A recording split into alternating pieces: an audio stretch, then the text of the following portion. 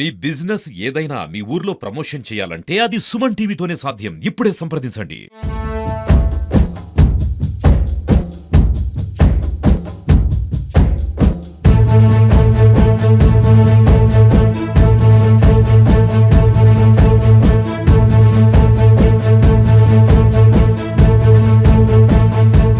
నమస్తే సుమన్ టీవీ. మనం ప్రస్తుతం పిఠాపురం నియోజకవర్గంలో ఉన్నాము. పిఠాపురం నియోజకవర్గంలో జన సైనికులు మంచి జోష్లో ఉన్నారని చెప్పొచ్చు. ఎందుకంటే ఒకదాని తర్వాత ఒకటి వాళ్ళకి శుభవార్తలు జరుగుతున్నాయి. రేపు 14వ తారీఖున 12వ ఆవిర్భావ దినోత్సవ సభ ఏర్పాట్లలో ఉండగా ఈ లోపు నాగబాబు గారికి ఎమ్మెల్సీ మంత్రివర్గంలో కూడా తీసుకుంటారని చంద్రబాబు నాయుడు గారు అనౌన్స్ చేయడం ఒకటైతే, రెండోది ఆవిర్భావ దినోత్సవ సభ భారీ ఎత్తున నిర్వహించడానికి సన్నాహక ఏర్పాట్లు అయితే జరుగుతున్నాయి పిఠాపురంలో. అయితే నిన్న మన జగన్మోహన్ రెడ్డి గారు పవన్ కళ్యాణ్ గారిని ఉద్దేశించి చాలా ఘాటుగా విమర్శించడం జరిగింది. ఆయన కార్పొరేటర్కి ఎక్కువ, ఎమ్మెల్యేకి తక్కువ, తన జీవితాంతంలో ఒకసారి ఎమ్మెల్యే అయ్యాడని చెప్పి చాలా ఘాటుగా విమర్శించడం జరిగింది. దానిపై పిఠాపురం జనసేన నాయకులు, జన సైనికులు చాలా తీవ్రమైన కోపంలో ఉన్నట్టుగా తెలుస్తుంది. వాళ్ళ యొక్క స్పందన ఏ విధంగా ఉంది ఏంటనేది ఒకసారి మనం జనసేన నాయకులు ఓదూరు నాగేశ్వరరావు గారిని, అదేవిధంగా చెల్లుబేని సతీష్ గారు మిగతా వాళ్ళని అడిగి తెలుసుకునే ప్రయత్నం చేద్దాం. సార్ నమస్తే సార్. ఏంటి సార్, మీరు ఒక కరుడు కట్టిన జనసేన నాయకుడిగా పవన్ కళ్యాణ్ గారిని కార్పొరేటర్కి తక్కువ, ఎమ్మెల్యేకి ఎక్కువ అని అన్నప్పుడు ఎలా అనిపించింది సార్ మీకు? అంటే జగన్ గారి ఉద్దేశం ఏంటంటే అండి, ఆయన కోడికత్తికి ఎక్కువ, గొడ్డలకి తక్కువ అండి.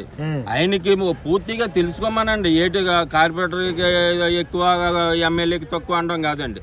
అది పూర్తిగా తెలుసుకోమనండి ఒకసారి జగన్ గారిని కూడాను. ఇప్పుడు మన పవన్ కళ్యాణ్ గారిని పిఎంగా చూస్తాం, సీఎంగా చూస్తాం. మా కోరిక అదేనండి. సీఎం, పిఎం మొత్తం అన్నీ మేము అనుకున్నవన్నీ మేము జరిపించి తీరుతామండి మా పిఠాపురం కాన్స్టిట్యున్సీ అంతాను. అయితే గతంలో పవన్ కళ్యాణ్ గారు ఆవిర్భావ దినోత్సవంలో వైఎస్ఆర్ పార్టీని అధపాతాలను తొక్కేస్తారన్నారు. అందులో భాగంగా 11 సీట్లు ఇచ్చారు. అది జీర్ణించుకోలేక పవన్ కళ్యాణ్ గారిని టార్గెట్ చేసుకుని ఇలా మాట్లాడుతున్నారని అనుకోవచ్చా? ఏంటో వాళ్ళ బాధలు వాళ్ళకు ఉంటాయండి. వాళ్ళు బయటికి రాలేకపోతున్నారు కదా, వాళ్ళ బాధలు వాళ్ళకు ఉంటాయండి. సార్ మీరు చెప్పండి, ఏంటి దీన్ని ఏ విధంగా తీసుకోవచ్చు? అంటే జగన్మోహన్ రెడ్డి గారు అంత వ్యంగ్యంగా మాట్లాడాల్సినంత అవసరం దాన్ని ఏ రకంగా మీరు తీసుకోవచ్చు అంటారు? అయితే జగన్తో పాటు చిన్నప్పటి నుంచి ఉన్న దగ్గరగా చూసిన వ్యక్తులందరూ కూడా అతను ఒక పిచ్చోడి కింద వర్ణించేవారు. అయితే డాక్టర్ వైఎస్ రాజశేఖర రెడ్డి గారి సానుభూతి వల్ల ఒక్కసారి అధికారంలోకి వచ్చారు. మళ్ళీ అయితే రారు.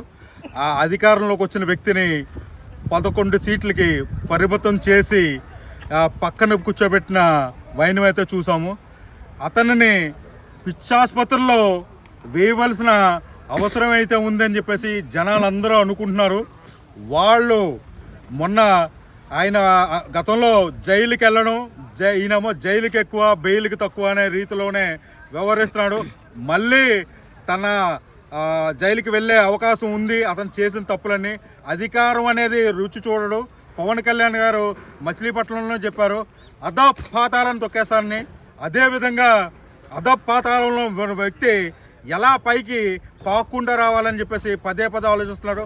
ఇవాళ చూస్తే వైఎస్ఆర్సీపీ ఖాళీ అయిపోతున్న వైనం అయితే మనం చూస్తున్నాము.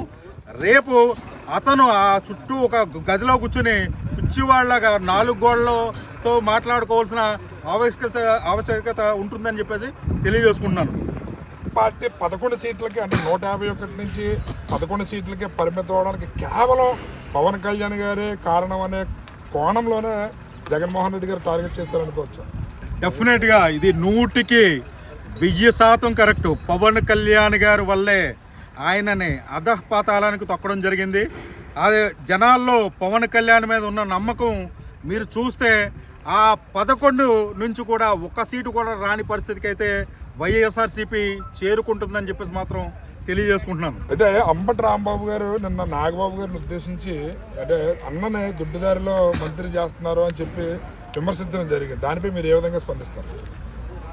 నాగబాబు గారు గత కొన్ని సంవత్సరాల నుంచి మన జనసేనలోకి వచ్చిన తర్వాత ఏ కార్యకర్తను అడిగినా ఆయన పడ్డ కష్టం కానీ, ఆయన వ్యవహరించిన తీరు కానీ చూస్తే ఆయనకి ఈపాటికే ఆయనకి మంత్రి పదవి ఇవ్వాల్సి ఉంది.